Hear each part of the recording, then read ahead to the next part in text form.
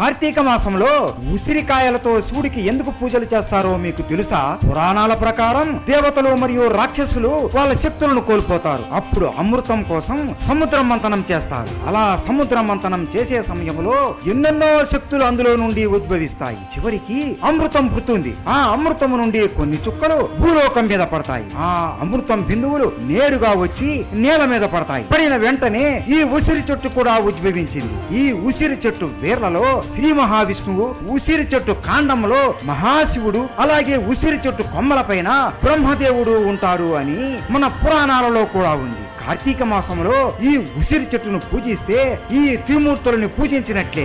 ఈ ఉసిరి చెట్టు పళ్ళని పార్వతీదేవి మరియు సరస్వతీదేవి అలాగే లక్ష్మీదేవి తీసుకుని ఆ ఉసిరికాయలతో ఆవు నెయ్యిని కలిపి కార్తీక మాసంలో వాళ్ళ భర్తలు బాగుండాలి అని దీపాలు వెలిగించేవాళ్ళు. అలాగే ఆ దీపాల నుండి వచ్చే